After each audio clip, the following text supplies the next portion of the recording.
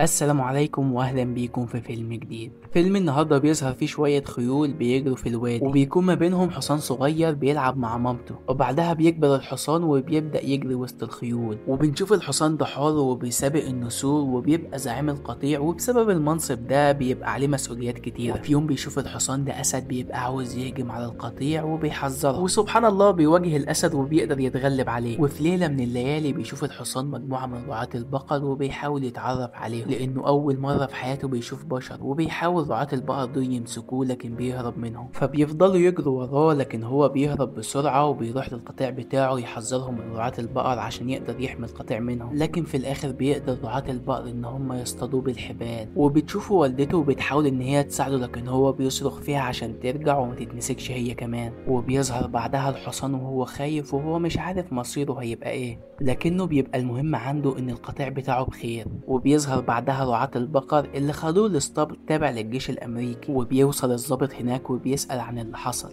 وبيقولوا له إن هم لقيوا حصان بري جامح، وإن الجيش اتعامل كتير جدا مع الأحصنة دي، وإن الحصان ده مش هيختلف عنهم كتير. وبيمسك الحصان عصاية الضابط وبيكسرها عشان بيبان لنا إن الحصان بيتحداه، وبيؤمر الضابط إن هم يحبسوا الحصان، وبينادي على الجنود عشان يحلقوا شعر الحصان وكمان عشان يتركب له حدوة. وبيعترض الحصان على قص شعره لكن هما بيمسكوه وبيربطوا له بقه، وبعدها بيحاول الحداد ان هو يقص له شعره لكن بيهرس له ايده، وبعدها بيحاول الحداد تاني ان هو يركب له حدوة لكن الحصان بيضربه برجله وبيوقعه على الارض، فبيقرروا الجنود ان هما يربطوه ويكتفوه تماما، ومع ذلك بيقدر الحصان ان هو يفك نفسه وبيضرب الحداد تاني. فبيؤمر الضابط ان هما ياخدوا الحصان لمكان التدريب، وكل ما حد بيحاول يمسك الحصان عشان يدربه الحصان بيوقعه على الارض، فبيؤمر الضابط ان هم يربطوا الحصان 3 ايام بدون اكل عقابا ليه. وفي تاني يوم بيدخل الجنود ومعاهم شخص غريب بيقولوا ان هو من قبيلة من القبائل المجاورة، وانه كان بيحاول يحرق دفعة الامدادات اللي كانت جاية لهم. فبيؤمر الضابط الجنود ان هم يربطوا الشخص ده في العمود بدون اكل وشرب، وبعدها بيظهر الشخص الغريب ده وهو بيحاول يعمل اصوات غريبة. فجأة بتقع سكينة قريبة منه وبيقدر ان هو ياخدها عشان يفك الرباط بتاعه بيها. وبيتجمع بعدها الجنود في صف، وبيقول جندي من الجنود للضابط انه شاف العدو متجه ناحية الشمال، وبيركب بعدها الضابط الحصان عشان يدربه بنفسه، وكل ما الحصان بيحاول يوقعه من على ظهره بيضربه الضابط بالجزمة بتاعته لحد ما بيقف الحصان، وبيبدأ الضابط الاستعراض قدام الجنود وبيقول لهم ان هم يقدروا يدربوا اي حصان مهما كانت قوته. وبيبص الضابط ناحية الشاب المربوط وبيقول له ان القبيلة مش هتخضع للنظام ابدا. وفجأة بيتحرك الحصان بسرعة وبيرمي الضابط على الارض، فبيتضايق الضابط جدا وبيطلع المسدس بتاعه بيوجهه ناحية الحصان، وقبل ما بيضغط على الزناد بيتدخل الشاب اللي كان مربوط، وده بعد ما فك نفسه بالسكينة عشان يقدر ينقذ الحصان ويمسكه ويهرب بيه. وبيدخلوا اسطبل الأحصنة وبيفتحوا الباب للأحصنة عشان يهربوا هم لكن كمان. في النهاية بيتم أسر الحصان من القبيلة بتاعت الشاب، وبيسيبوا الشاب في الاسطبل بتاعه عشان ينام ويرتاح. وفي تاني يوم بيصحى الحصان وبيشوف قدامه فرسة بتاكل، وبيظهر وهو عايز يلفت انتباهها بأي شيء لكن بتسيبه وبتروح للشاب اللي كان مربوط معاه في معسكر الجيش الأمريكي. وبيحاول بعدها الشاب ان هو يدرب الحصان لكن ما بيعرفش يعمل حاجة، فبيقرر الشاب ان هو يربط الحصان مع الفرسة بتاعته عشان يتمشوا مع بعض، وبيفتح لهم الباب. فبيحاول الحصان البري ان هو يهرب وبيجري بأقصى سرعة ليه عشان يرجع للقطيع بتاعه، لكن الفرسة بتاعت الشاب بتوقفه وبتعرفه على أهل القبيلة. وبيجي طفل صغير بيحاول يلعب مع الحصان لكن الحصان بيرفض، ولما بيبدأ الطفل ان هو يعيط بيشيل الحصان وبيفرح الطفل جدا وبيبطل عياط. وبعدها بتاخد الفرس الحصان للبرية، وبيحاول الشاب مرة تانية ان هو يروض الحصان لكن ما بيعرفش، والحصان بيرفض جدا وبيوقعه على الارض وبيضحك عليه اصحابه، لكن الحصان بيغير وبيجري عليهم يخوفهم وبيرجع للشاب، وساعتها بيعرف الشاب ان مفيش اي حد هيقدر يركب الحصان ده ابدا. وبعدها بيفتح الشاب الباب للحصان وبيقول له ان هو كده يقدر يبقى حر دلوقتي، وبيودع الحصان الشاب وبيجري لبعيد لحد ما بيوصل للفرسة عشان ياخدها معاه للقطيع لكن الفرسة بترفض. وبعدها بتشوف الفرسة والحصان ان الضابط وافراد الجيش هجموا على القبيلة، وبتقرر الفرسة والحصان ان هم يرجعوا عشان ينقذوا صاحبهم والقبيلة. ولما بيرجعوا بيشوفهم الضابط وبيضرب على الفرسة نار وبيوقعها في الشلال، وبينزل الحصان يحاول ينقذها من الشلال وبيقدر ان هو يخرجها من ولكن المية. في الاخر بيقدروا الجنود ان هم يمسكوا الحصان وبيسيبوا الفرسة عشان بيلاقوها ان هي بتحتضر، وبياخدوا الحصان وبيحطوه في قطر جوه عربية للخيل.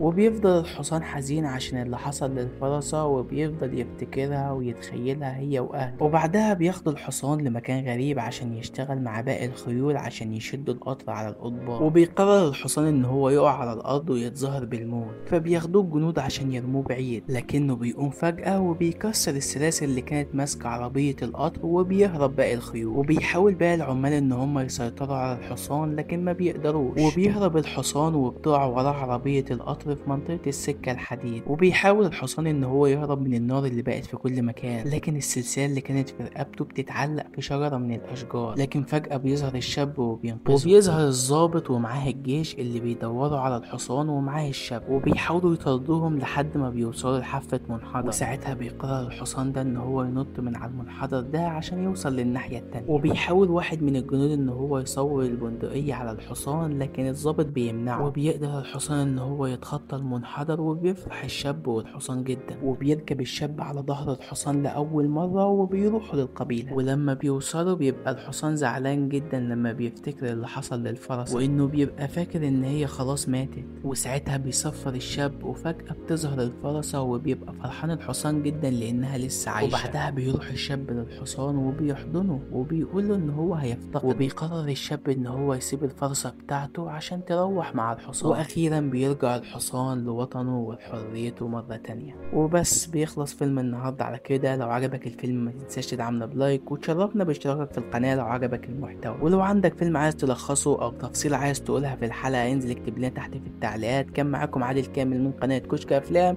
اشوفكم كمان كام يوم في فيلم جديد على نفس القناة. هتوحشوني. يلا سلام.